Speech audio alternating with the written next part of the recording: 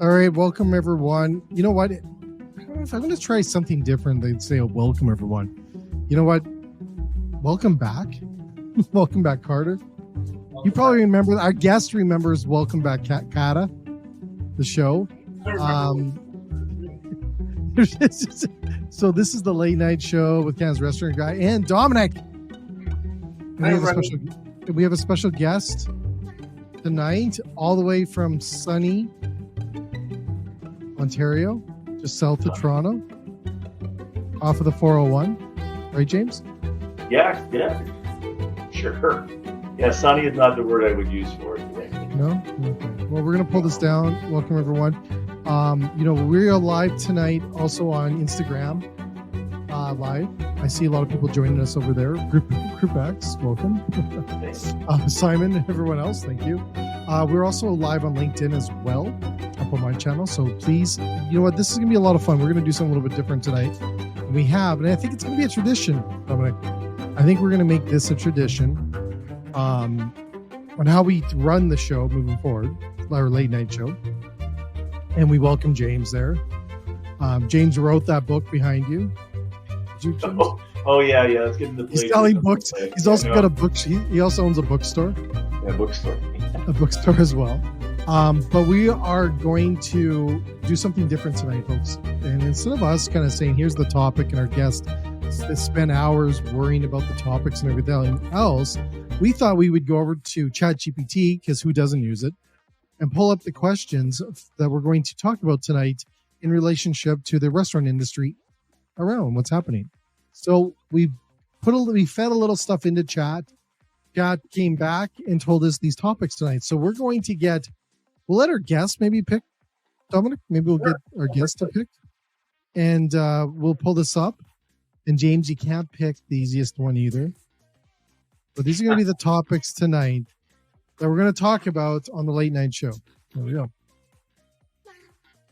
So these are the ones that we worked. So thank you, ChatGPT, and thank you for messing the 4 up.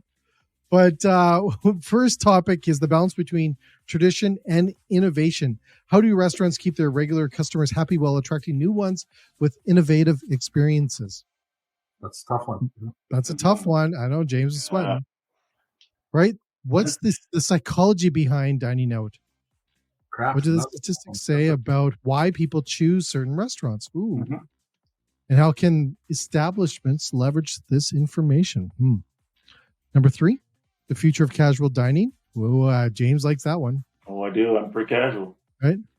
He's pretty casual. With the rise of food delivery apps, chat's going to do some homework, and changing consumer habits, what's the next big thing for casual dining restaurants? That might be a good one. I like that one.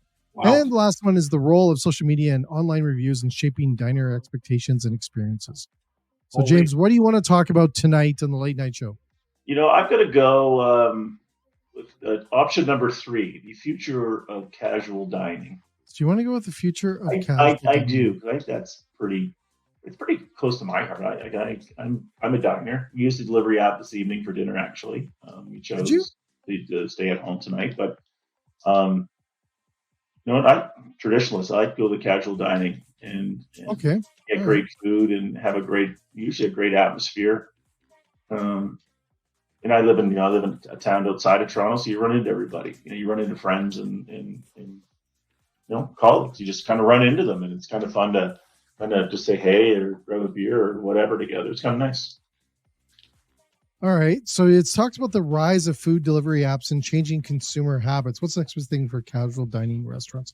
So, James, Domenic, maybe you want to start off. Like, what do you see? You get to dine out quite a bit. I dine out a lot as well. I think the challenge is big because of the dining apps. I think that's one. I think the bigger challenge is food cost and affordability, and restaurants being able to cater to less disposable income. Really? Yeah. So, James, what's your take on that? Yeah, no, I think it's getting tougher. Like every time you sit down, it's a little bit more expensive, and I know it's getting a little more expensive on the back end. But your affordability is key, but I still think at the heart of casual dining is a form of entertainment, form of escapism. Getting out of your own kitchen and having somebody do something for you. There is huge value in that, but I think that casual dining has to find a way of really pulling more entertainment for that dollar, because the food is good, fantastic, that service and ambiance really has to come through. And I think, I remember back in the day when Jack Astor's created all that noise and environment, and it drew you in. Not saying it doesn't today, but you're looking at something to build upon that. At least that's how I feel when I go to, I open the wallet and I want to go out to eat. I want to look at something that creates a little excitement around me. So when was the last time you had a good experience, James? Be honest. Come on. You know what? I think Dominic's thinking. You know what? That's a problem, because I don't. Nothing's sticking out in the back of my head where I said, "Oh my gosh, I've had really good meals. I've had good company, whether it's a colleague or a friend." But I don't remember one that kicks me in the butt to remember. I'm going to say that time that me and you did, actually. I'm going to be honest here. The time that me and you went out in when was that? The spring? The spring. That was actually really good service, to be honest. She knew everything on that menu, remember? Mm-hmm. Yeah, that would be one. But again, that's probably one of them, to be honest. When I went to that same place in Toronto after one of the food shows, took my boss up, who's up in LA, and again, that restaurant only in Toronto was again a memorable experience for that person, exceptional, because it delivered on whatever keyed on that she wanted to see. It was really cool. But I would have to say that is one of they have a burger particularly that I like there, that I go there for.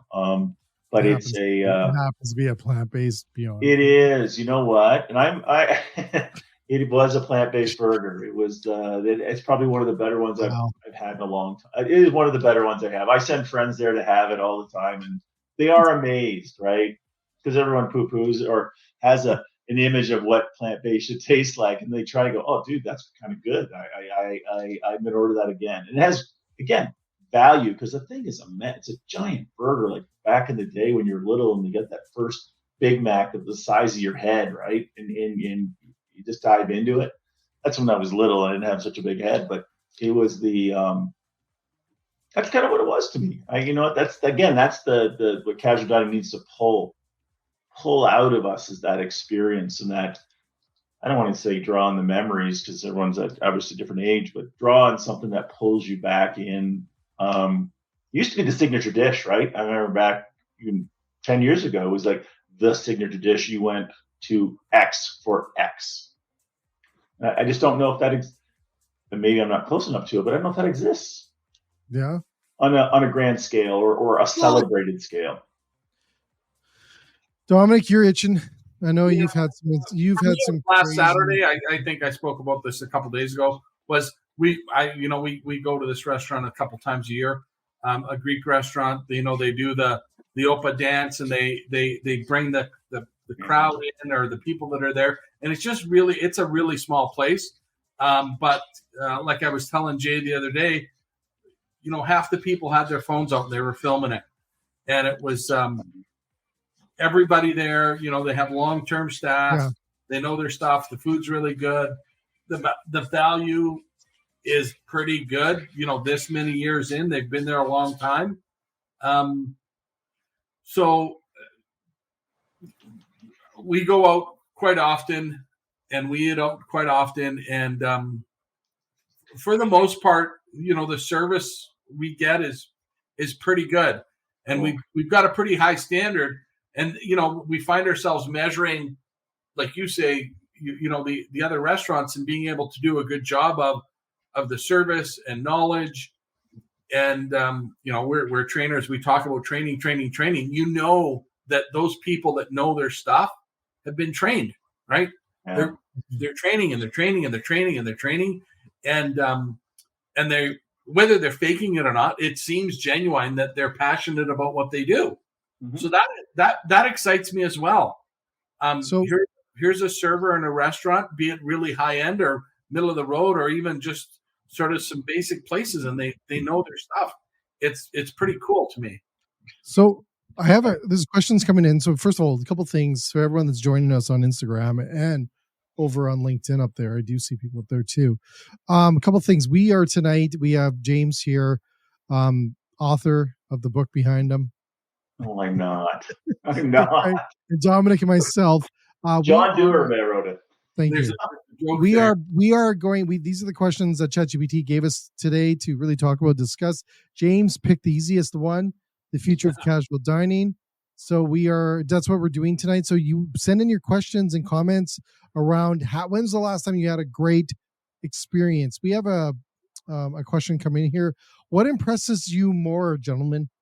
Great food or great service? Great food or this is a great question, by the way. Great question. It is. Service for me. Service. I don't know, man. I'm on food. Yeah. I'm food. I picked the third leg of the stool, which wasn't part of the question, but I would open my wallet for both. I really gotta have it, but at the end of the day, I think, but you a gotta great pick meal. One though, you can't cheat. No, but let me finish. I got to get there. I mean, it's a path. It's a journey, Jay. It's a journey. So it's you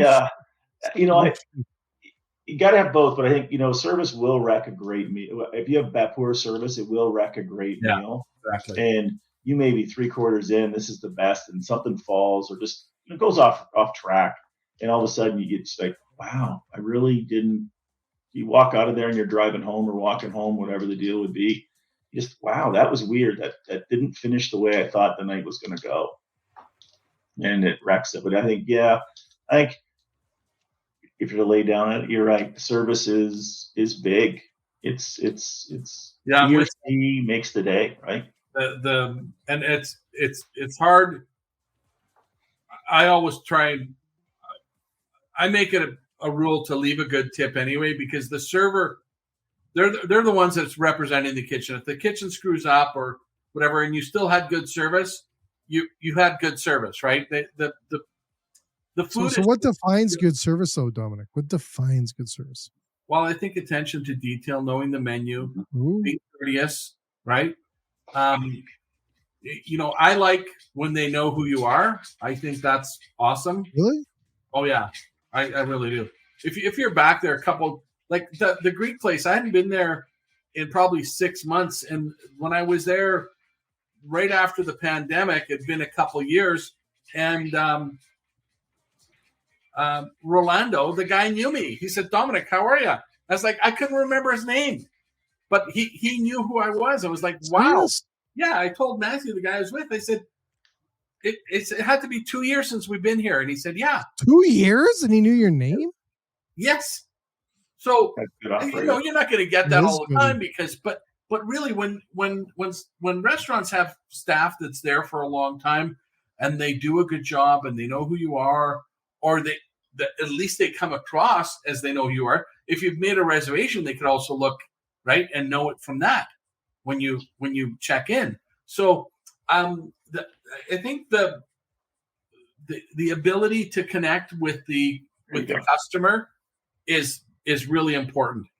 Yeah. And those, I'm sure if you ask those servers, the really nice servers that are really good, that do all these extra little things in what their tips are compared to the person who doesn't do that, they're probably way better. Yeah. My grandmother says that. She says, when we go out together, we'll play a little game and I'll tell her, hey, rank the service. Tell me what the bathrooms are like. What do you think of this? What do you think of that? And she'll tell me, hey, we got to leave this person a really good tip. They were really nice. They did this. She knew that. And she'll say, like, she wants to make sure that we reward it. So people notice. I think it's obvious, right? So, and it's hard. The food's hard, right? It is. And like that instant rapport that a server makes with you.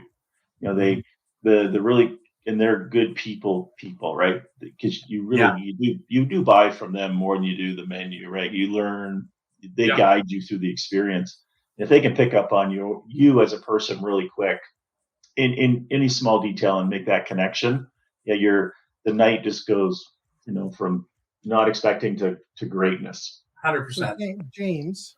Yeah. What about technology coming in here? Will technology fix all this?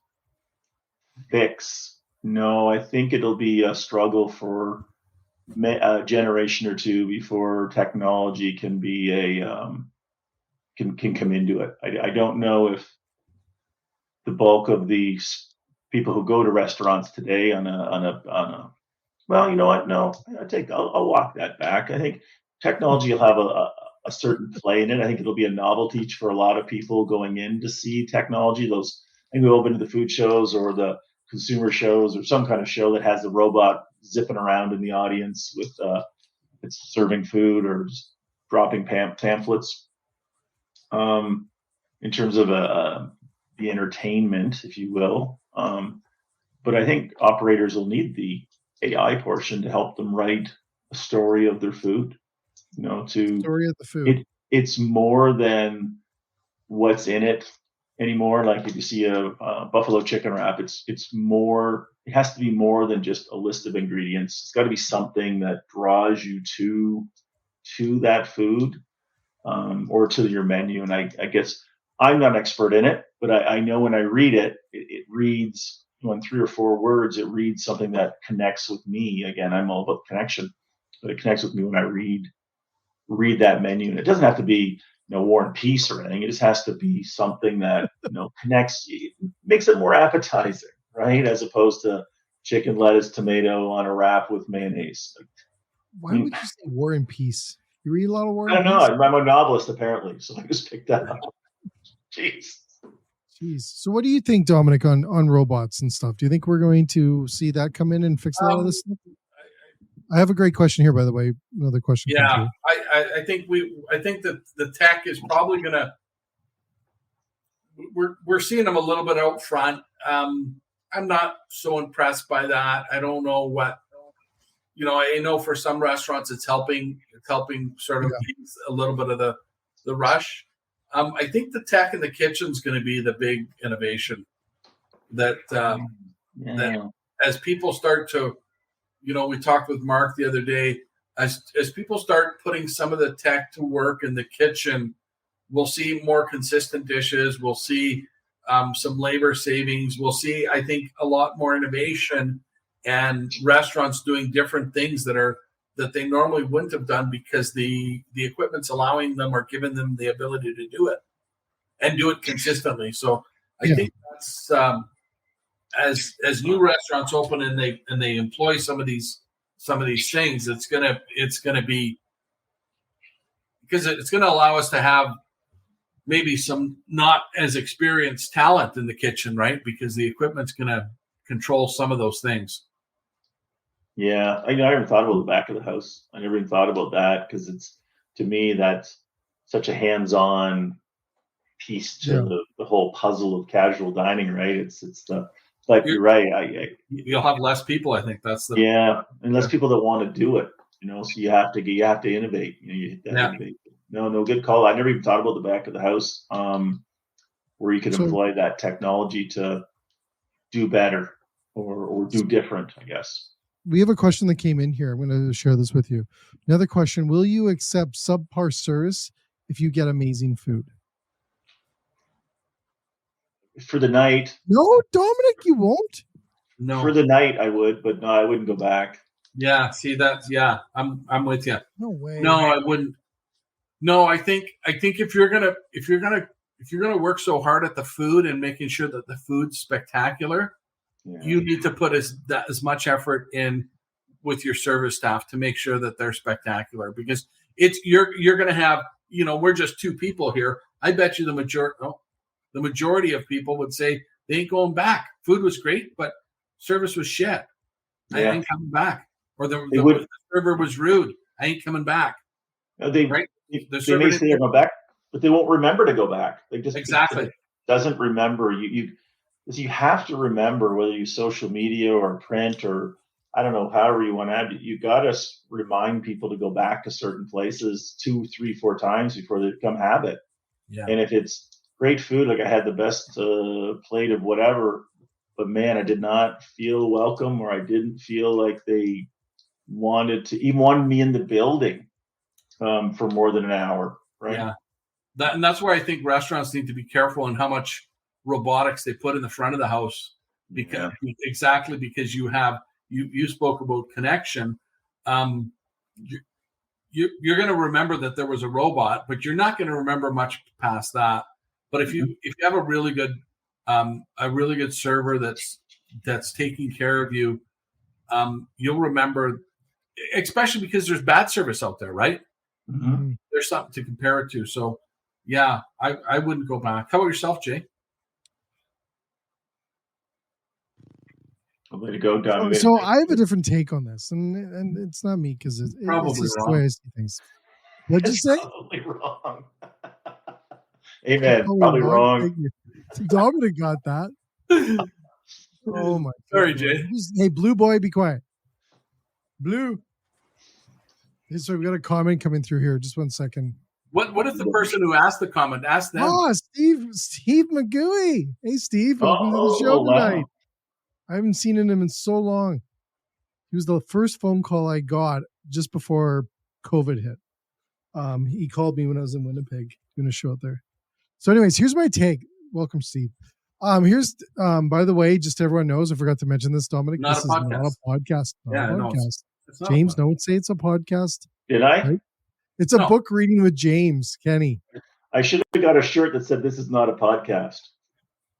Do you or is it sleeveless sweaters? Do you wear? What's that? Do you have sleeveless sweaters? Oh, I live in Ontario. We're not allowed those here.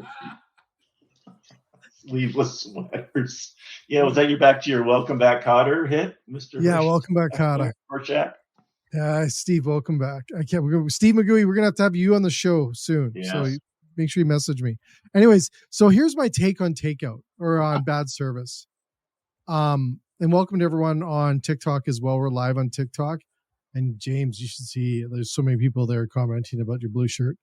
Or just for them. You'll be trending on TikTok tonight while you're swiping the bed. Just what I need. Yes, my wife exactly. You didn't say anything bad about Beyond Meat. So I do have to say, here's my take on bad service. I love bad service because I'm in the industry. Now, here's why. When I go into a restaurant, disappoint me. I love it. If everything was really good all the time, you would kind of forget it about good service. So when you have bad experience, I actually find it quite entertaining. And when I used to go out with my chef, my next meal out. When I'd go out with my chef all the time, we would be like, "Oh, this is going to be good. This is bad. This is really bad," and then we would just have fun with it. And it'd be just that's okay. Yeah. Then you make it part of entertainment, right? Like it's like how bad can this get? Watch, they won't come back. And then I've done mystery shoppers and all those things like that before, where you'd be going in there to do a mystery shopper and you would just get the absolutely worst service. You'd be like, do they know? Do they know that I'm actually doing this? So I look at it that way. When I get back, I'm not like it's, this is great all the time. But I try to have some fun with it and have a laugh or two because I do know things happen. I do know people have bad days, and I do know that they probably are not there to provide bad service all the time. It could be multiple different things.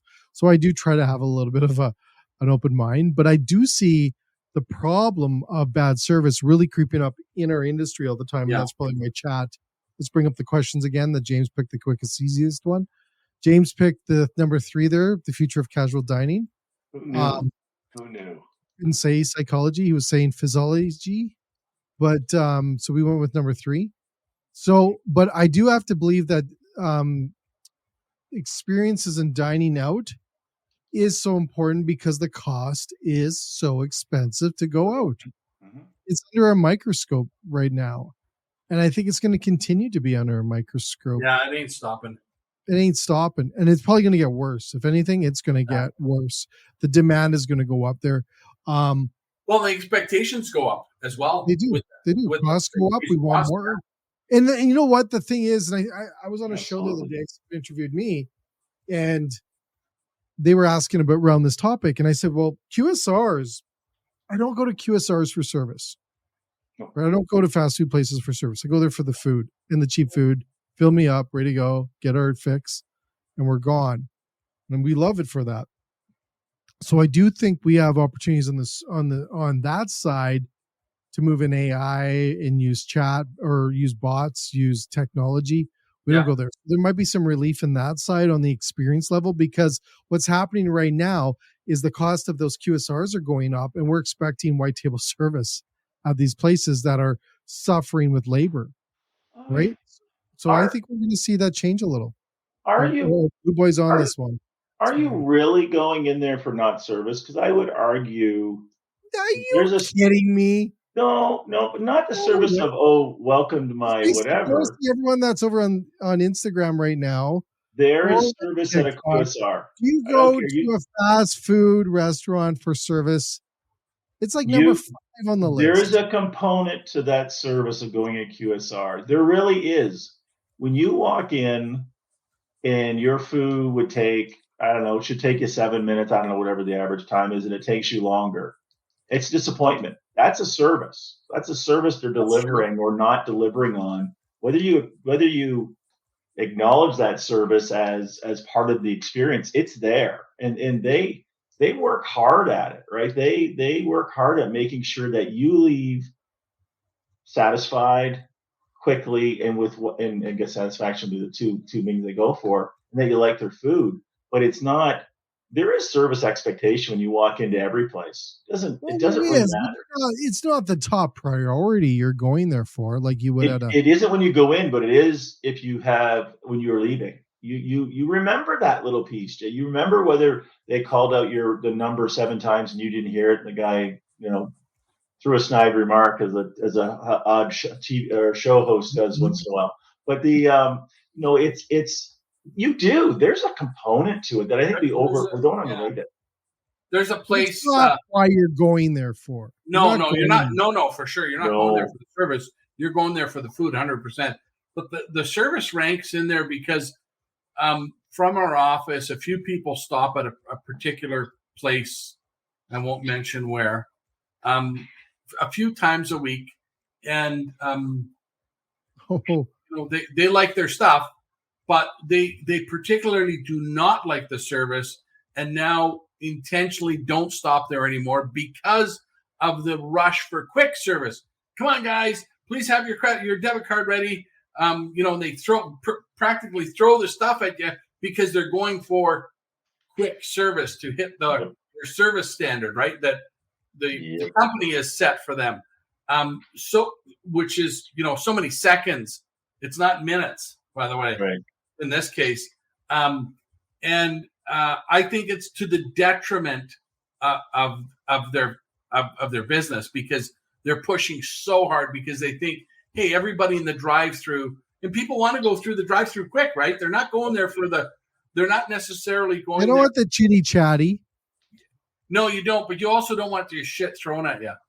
And drive-through is a different experience than it is going inside. Yeah, but you still want them to be courteous, right?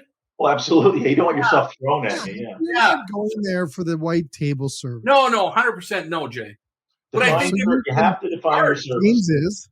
I'm helping you define the service, right? Not walking in and being seated. Like that would be awesome at a QSR, walking in, someone asks you to be seated. Right there, you'd be like, okay, now let's just wait a second. I'm going to stop on my. There's some comments coming through here. But I do want to say on this, because I'm a changer. I can believe in the blue. I can believe in the blue. Boy blue. Because I changed my shirt before the show, folks. That's why he threw that in there, just so you know. This is my boy blue. But here's where QSRs could set themselves apart, Dominic? We talked about this the other night with our dollar dine idea, which, by the way, we still have to do. Is that if you offer just a little bit of a level of a service level that is, let's say, take some notes or some secret sauce from the white table, Can you incorporate that in there so it sets you completely different than anyone else? And I've seen that. Here's my story. Yeah. So, Blue, just wait. So I got to get to Steve's question here on LinkedIn. So Steve says there is a difference between service and hospitality. And I agree with him. Yeah. Okay. Yes. I totally agree, Steve. Say something else that really drives us crazy instead of something easy. But anyways, I do want to say, thanks, McGee. I do want to say here, though, is that I went to a McDonald's a long time ago. This is like 7-8 years ago. This is just when they got the touch screens in. You can order your dish. They put a welcome guest or welcome person in the entrance of the McDonald's, right? Dominic, I think you've heard the story before. But so the guests came in and then they said, welcome to McDonald's. You know, if you need help with these new screens, I'm here. Or if you have any questions, please ask, welcome to McDonald's. And I'm sitting there going, the heck is this? This is nuts. This is amazing. So then I order, sit there. I'm watching the transaction between this person and another guest coming in. And then I saw someone waving them over at the booth where they were both having a coffee. And someone said something, man, this coffee's pretty good. And she goes, oh, just wait a second. She went and got the beans. This is stuff we did in casual when I worked at Earl's. We did this stuff at Earl's. She went and grabbed the coffee beans from the back, like in the canister or whatever, like in the thing. She walked over and she told a story of McDonald's coffee beans. This is McDonald's, folks. Awesome. To that table. Blown away. Yep. Blown away. So there's that service that you can add into a QSR model that takes a little bit of those those casual dining or those white tables. I'm curious if McDonald's still does that when they open a new restaurant. Would they have that greeter there? Well, you know what? I'm going to guess, Dominic, is that it's probably a choice by region or by ownership or franchisee. You know, like, let's do this. I'll tell you, every McDonald's should be doing that. One, it probably gets the confusion. We do know diners don't go to places where there's confusion. So I don't know how to use this thing. I'm not going to go back, or I don't know where to order, where everything is. It probably gets that. It probably gets rid of maybe things that people they don't want in there that is going in there to cause problems. They're probably people that need to know where to go, or just that extra, hey, welcome so much to coming in here. It blows my mind when you see that. Now you see this on TV where you'll see like celebrities taking over kitchens and all that crap. And they'll do something like this where they'll go into the restaurant. The owners are at the front of the doors, or the owners are welcome people. Those things are incredible when you look at doing that for QSRs. We don't see it nowadays. We don't see, even in casual dining, you don't see that. You don't see that in any dining today. Very, very rare to see someone going over the top like that. And it's interesting. I was in Pittsburgh a few months ago for my son's event, and we went into a sub shop. You know, Danny DeVito reps them. I don't know if we're allowed to say their names or not. And their manager. We'll just put your address up. Don't worry. What's that? We'll just put your address. My address? Yeah, it wasn't my sub shop.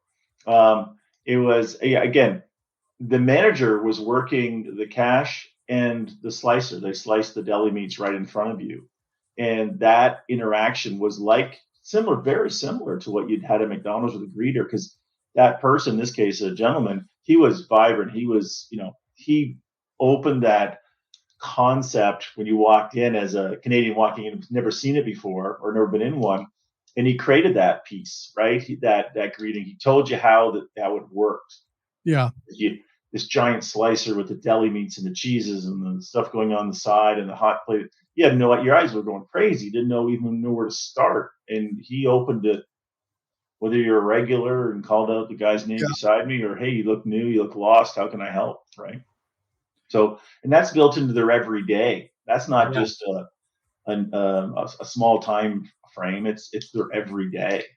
So we went back a few times because my son I liked the product, but it was the same experience every time when you walked in and greeting you. Cool.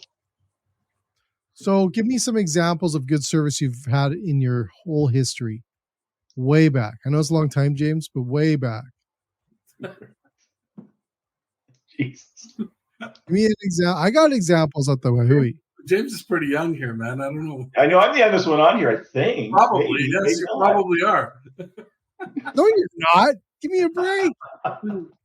He was starting. He was on Degrassi when I was watching him. Oh, Degrassi's fault. I am not Snake. I am not Snake, and I'm not. What was that? Mr. D. Mr. D. I'm not Mr. D. Yes. Oh, Mr. D's funny though. Oh man, he's good. He's got yeah. I got that, Dominic. So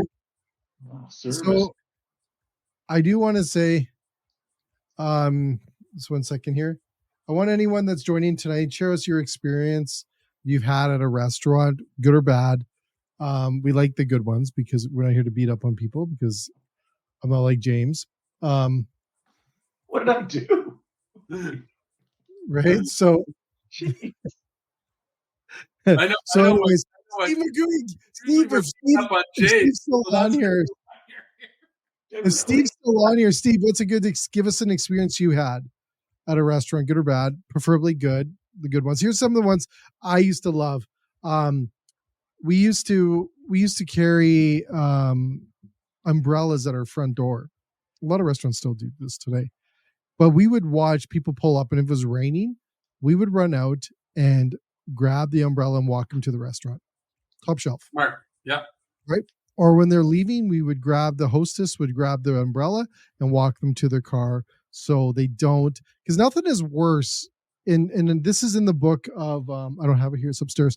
Of the, what's the Walt Disney World? Be Our Guest. Be Our Guest. In there, they talk about that they actually train the guys at the front doors there to know where you park. So when you come out and you're looking for your car, they can say, okay, what when did you come in? Okay, there. You'll be over there in the parking lot. And they point to, so you have a good experience right to the time you leave. Because nothing is worse in a restaurant is when you're having a great meal, everything else, and then you go to leave and no one acknowledges you, and you walk into a rainstorm, you're racing to your car, you get in your car, you're soaked, and you totally forgot about the amazing meal you just had.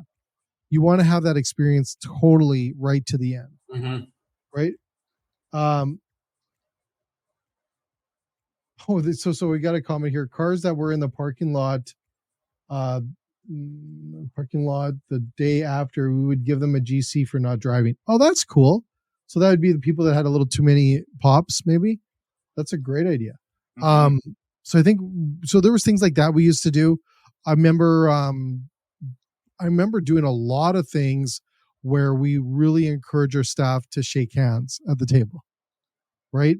So when was the last time someone came in and said thank you and a server shook your hand? It's kind of freaking odd. And it is tricky. It's not every table, because then you look cheesy. But those ones that you know that are having a good evening or trying to impress or whatever else, or the older gentleman, you can probably gauge it by age nowadays. Shake their hand. Just want to welcome you into our restaurant tonight. When was the last time someone welcomed you as well? Right? Very rare. Very rare. Right? We almost take these things for granted now that they come into our restaurant. I think it kind of happens a little more maybe in fine dining. That would still be the norm. It shouldn't. It should be all the time. Yeah. But me and my daughter went to I don't even remember what the place is called, but it's called Japanese street food, whatever the restaurant is here in Calgary. And one of those places where you walk in and everybody says hello, welcome. Yeah. So that's cool. Those are cool. Those are cool. Yeah, but they're doing it right. Everybody's saying it, and it's part of their job, right? I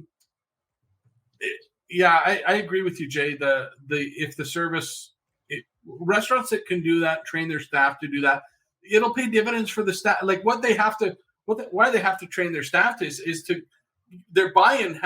Their buy-in should be just because it's the right thing to do. But we know people are motivated by other things as well, right? But their tips are going to be better. Their tips are going to be much, much better if they're friendly and welcoming. It's just it's good business sense. But I would take it back to there's not enough training. We're not training our staff enough to say, here's what our we've talked about this. Here's what our standard is, right? And if you don't set that bar high, and then you got to do it consistently, that's important. Well, right? Yes, and I think when you look, it's not much. That's the scary thing. It doesn't take much. James, would you believe that we used to give kitchen tours? Yeah. So we used to come up. We used to come up to the table and say, "Hey, is it the first time you're here?" Yeah, it's because you can kind of tell because they're kind of looking at stuff, looking around, and like, "Hey, first time here? No, okay, cool. Hey, you know what? Have you ever been in the kitchen? What do you mean? We love showing up our kitchen. Wait, we love showing how clean it is, and we love showing you the fact that we bring all our food in fresh. Our freezer is only for our French fries because we can't quite not have those frozen."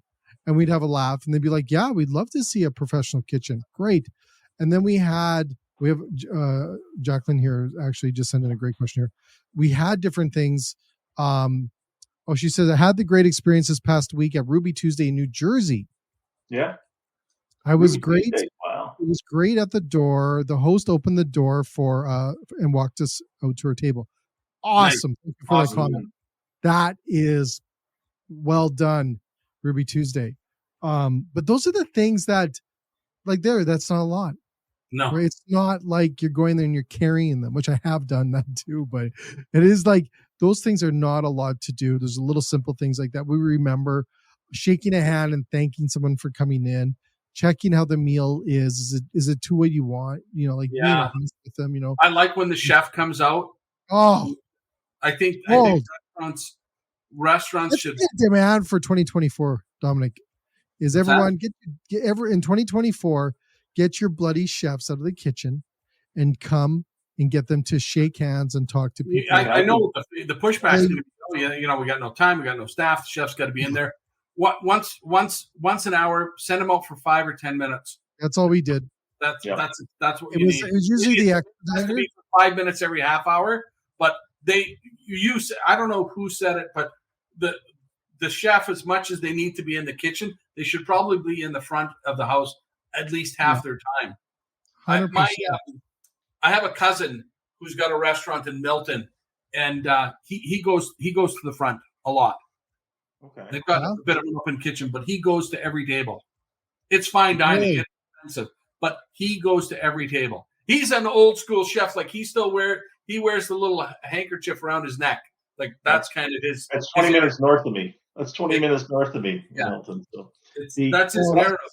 They and the service is impeccable. They spend a lot of time training their servers. And is that someone figuring out their standard? Yeah. I think a lot of businesses and entrepreneurs, maybe not so much, but because they tend to have a standard built in, but those who start up something, they don't lay out clear, concise standards that they want executed every day. And then 100%. Make that part of the culture of who's repping them, whether in a white jacket or in a uniform out front, right? Yeah, I think that the challenge in a restaurant would be soon as things get tough, a lot of those standards would get dropped. They do for whatever reason, right? For economic time, if you can't. There's obviously things you have to compromise on, but some of the things you should not give up on, because what you probably don't know is that's one of the reasons that your guests are coming back. Yes. Right? They're coming back. We've already said it. For me, for even more for the service than the food. Food has to be good, 100%. But I'm willing to forgive bad food once in a while if the service is consistently good. Right. True. So, but if the service is consistently bad, even with great food, I ain't going back. You never go to the house where they don't. You never go to someone's house or anybody's personal space if they don't treat you respectfully in a way, right? And again, I think Steve mentioned it. Magui mentioned it about hospitality and service, and I think you really got to dive in. I'll forgive a bad meal here or there because listen, we're not all perfect, and we cook our own bad meals at home once in a while and go, oh man, that was not a good day. But you don't want to go where you're not wanted. Yes. or you're not appreciated, right? And I think again, I've never felt that 100% of the way. I felt like, well, they could have done a little bit better, but that's maybe my bias in some cases. Yeah, but you're so nice, though. Do we have an obligation to tell the restaurant? Should we tell? I'm for telling them. Oh, that's a good one. That's a whole new topic. I love that one. And I leave a good tip. I'm not for ever bad tipping. I'm always for I'm a big tipper. A lot of times, yeah, because a lot of times the kitchen could have done a good job, and if they're sharing, they're not going to participate in that because the server was bad, and vice versa. If the kitchen turned out a bad meal but the service was impeccable, that's not the server's fault. So they still deserve a good tip. But I feel like you should tell somebody where they failed you, where they let you down, or what might have been better. A lot of restaurants will be offended by it, but I think most will appreciate it. Those who are offended, and I think those who are offended don't necessarily get the entire picture of what's trying. No, unless the guest is being malicious about it and being malicious for sure, right. But if you are, hey man, you dropped the ball here, and maybe not in those words, but you know where I'm going at. Yeah, like, hey, that's where it is. I 100% agree.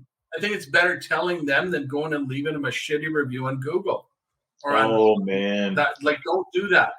That's just not helpful to anybody, right? Another topic for a show right there is those reviews. And listen, I'm a Facebook peruser, and I think Jay sees me on TikTok once in a while, gives me the little restaurant guy wave.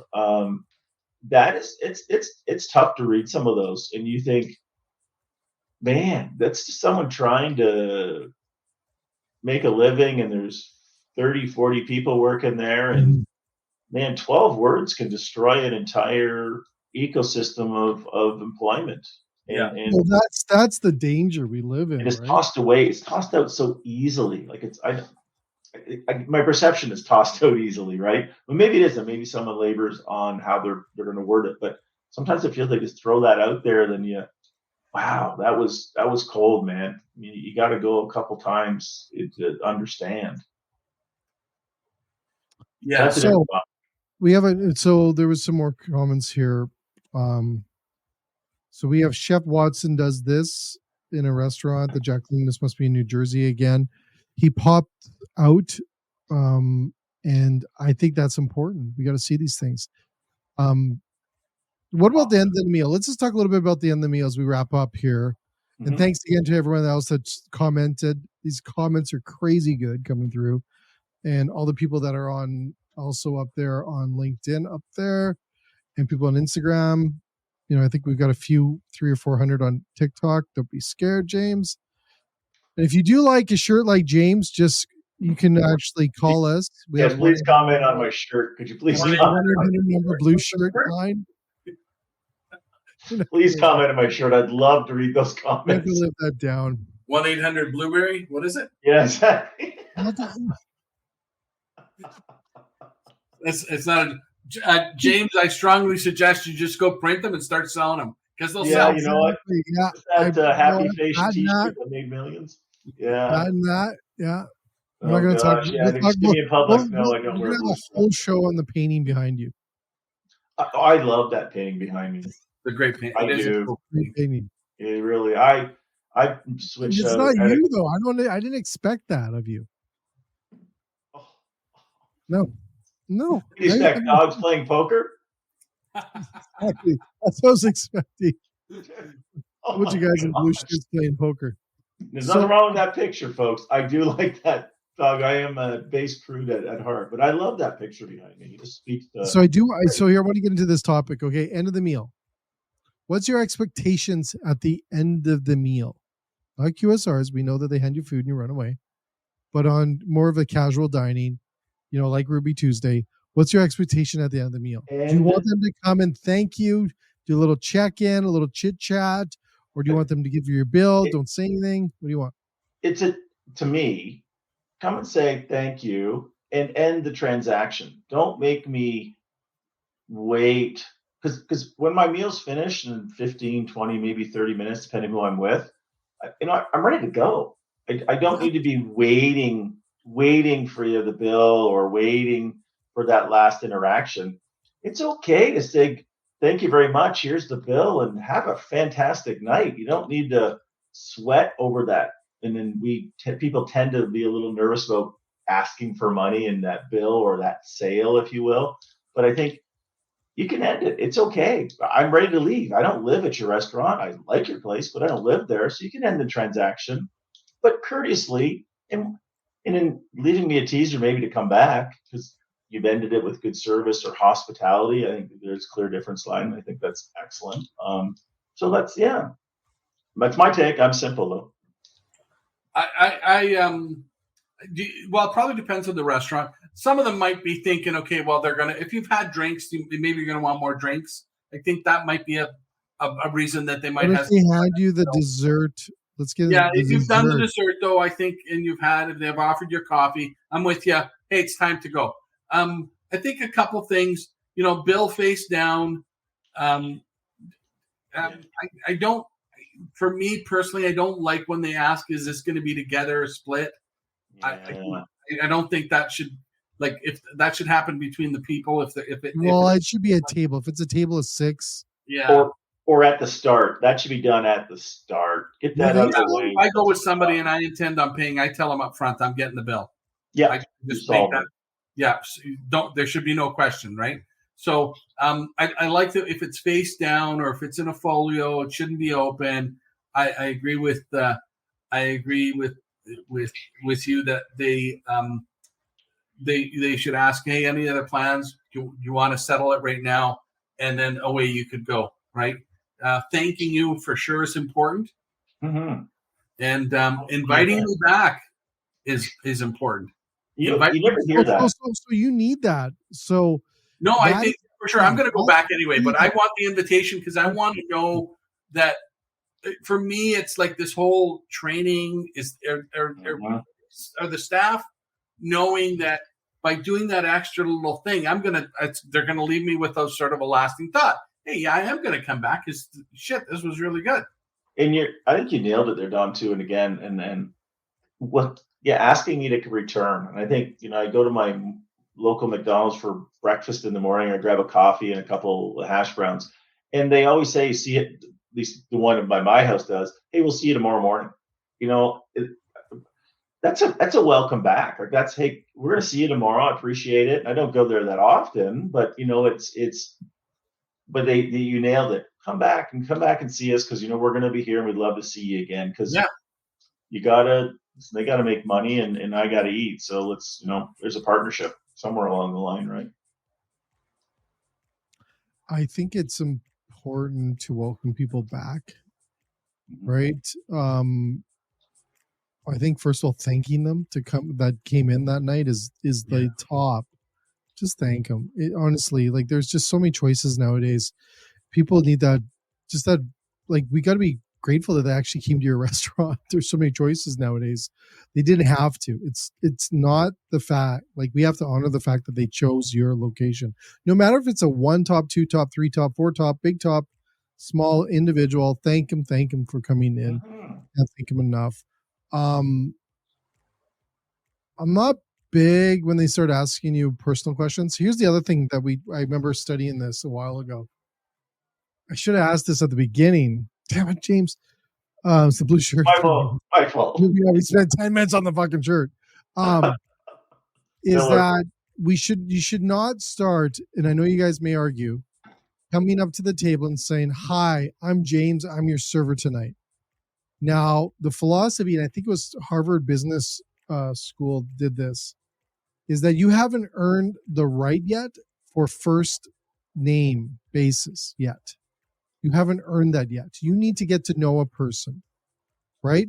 So that's why you open up a little bit of chit chat. Welcome everyone tonight for a great evening. I'm so happy you made it in tonight. We have you talk a little bit about the food, right? My chef has been creating some amazing dishes tonight. Great dishes. You know what? You got to save room for a little bit of the apple pie that James made tonight. Oh my God, it is so good, right? Remind me later on to bring you a sample, right? You do those things like that. And then when you come back in, so maybe you're second, maybe even the second visit in when they come to do the order, or your third, that's when you go, oh, by the way, I want to introduce myself.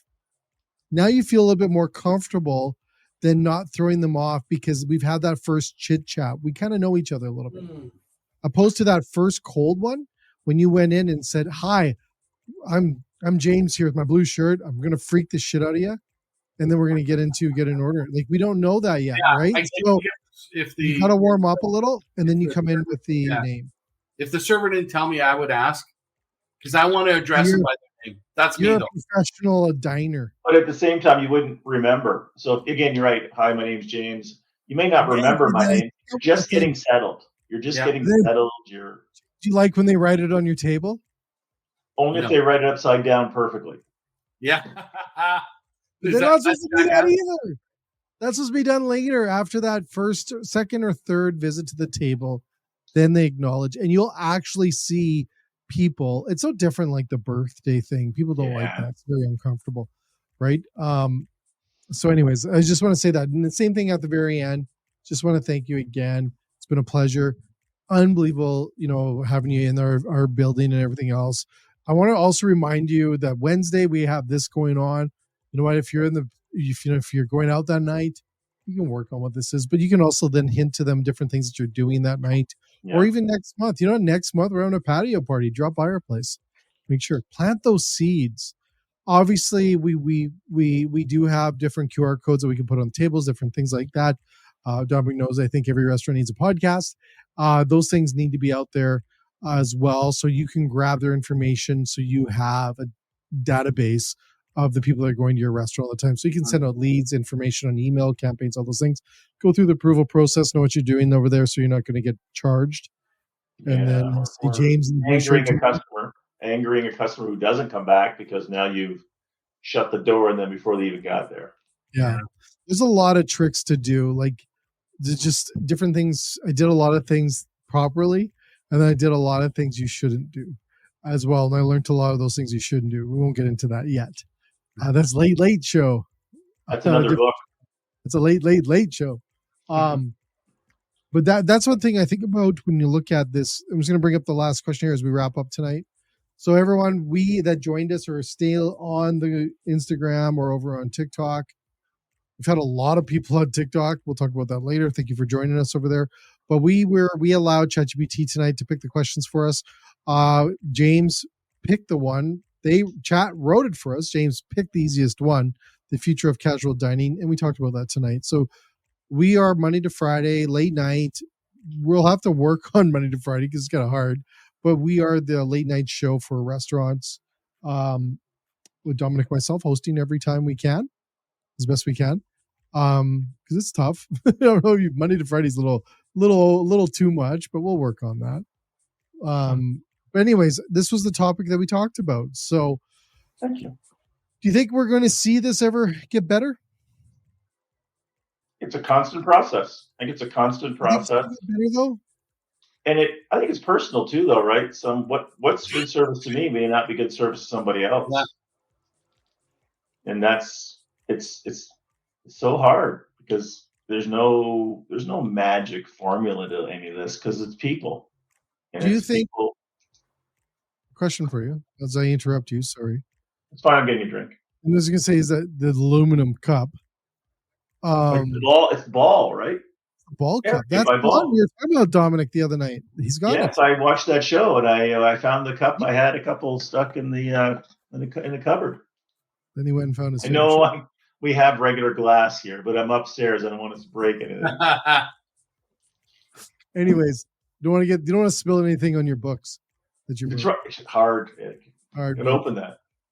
Now you made me forget. I was going to ask you a question on. Okay, so service. This is what I want to ask you these questions, and we'll wrap up tonight's show. Will Canada get to a point that serving is a profession, not a stepping stone into your career? Europe is like this. In the United States, they have a lot of opportunities down there where the service, they take it like a career. Are we going to see that in Canada? Because it's very rare. So. Very I rare. hope so. Jay, I hope so because we're such a big part of the GDP, right? Like, restaurants have a big impact on the economy. And listen, it with the price of it today, you want some pros looking after you, and I hope it gets there. I really do, because I have a history in food service, being a manager of bars and restaurants, and watching what some bartenders would make a year be more than what the person who manages the place, and they make it a career. I think waiting on tables and looking after people and showing hospitality is a career. A lot of us do it every day in our homes and don't even realize that either how good we are at it. And it is a profession. In my opinion, it should be right up there with anything else. So what do you think, Dominic?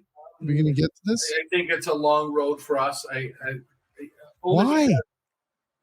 Well, two things. I think because of the cost of living in Canada, it's like some places have an advantage where a lot of things are on par and people can make a good living in one job and it's fair, and their cost of living allows them to have a job that pays well in hospitality or food service, and they can go out and live. I think in Canada you have a huge turnover, except maybe in fine dining or probably some older people, where people, it's still a stepping stone because they can't live on $60,000, $70,000 a year. They got to go out and earn more. So a lot of times I'll have two service jobs. They're going to work 2 restaurants, or they're going to work a day and an evening in some places, right, to try and make it meet. So it's really, really hard. And restaurants, as much as I advocate for paying them a little bit more, finding a way to bring benefits into play or do something to stop your turnover, because with turnover comes inconsistency. With inconsistency comes mistakes. With mistakes, I ain't coming back, right? If I get bad service and bad food, I might, I'm forgiving. I'm going to give you a second, even a third chance myself. Yeah. Even a fourth, if I believe in it. But if it's consistently bad and consistently bad service, you're losing me as a customer. And you're losing not just me, you're losing a lot of people. So we know that training's expensive, but losing a person is more expensive. And trying to get that person back. And our whole system right now is, that we talked about the other day, the Great Resignation. People are leaving. Give people a reason to stay. And it might be, I'll get to the government part nowadays. Just the government's got to back off, man. The government. Alton joined us this second. Hey, Alton on Instagram. In Toronto, hey, Alton. If the feds don't give her $250 million, they want to raise the taxes by 17%. Man, I thought we were going to wrap this up. Well, no, they're out of control. And you know what? They're going to they go to restaurants, they go to businesses and say, here's your 12% tax increase.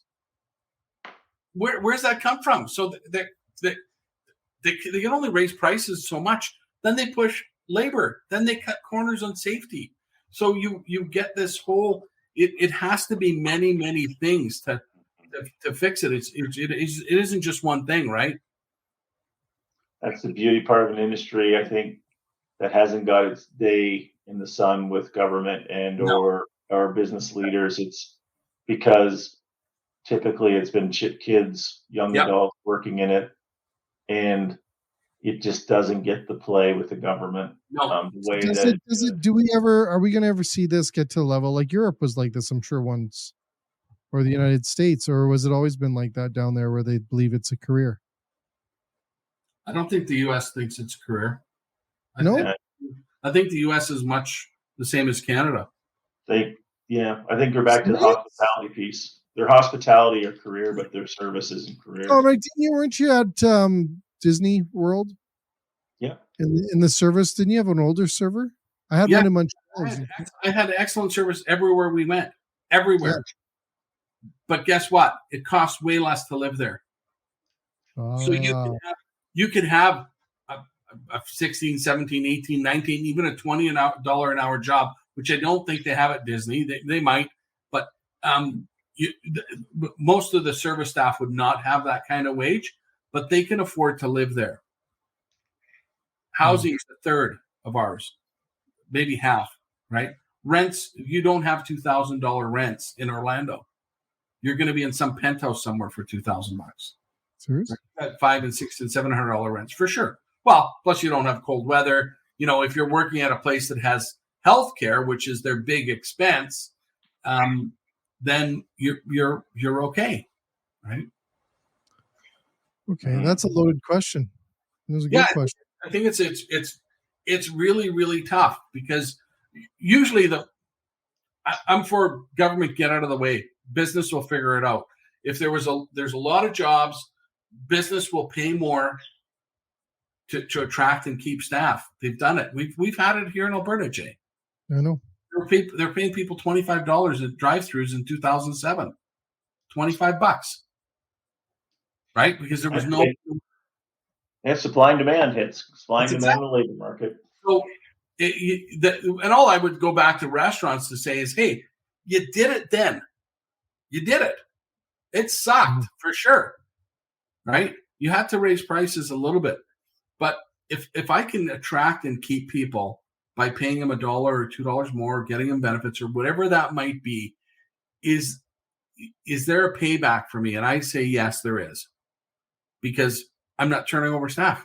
I have consistency, right? If I have consistency in the front end, and the awesome part would be if I have consistency in the back, I'm going to have good quality consistently.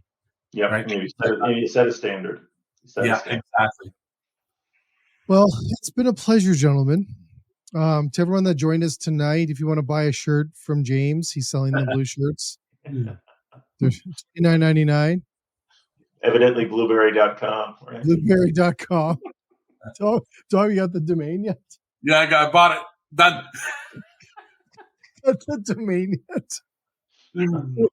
James, it's retirement, man. It's retirement. I'm working on your retirement plan. It's all about those residuals. Blue shirts. Do 2 or 3. We'll do blueberry. We'll do big blue shirt. Exactly, the big blue shirt. We'll do measure the memes coming now. James can be a meme by midnight. James in the giant blue shirt. Yeah, exactly. There you go. Love give Clifford a run for his money. Exactly. And you ever watched James and the Giant Peach? Of course I did. Everyone did. I know you did. You're like, hey, I want to be like that one day. Yeah. And the Iron Robot. Yeah, him and me too.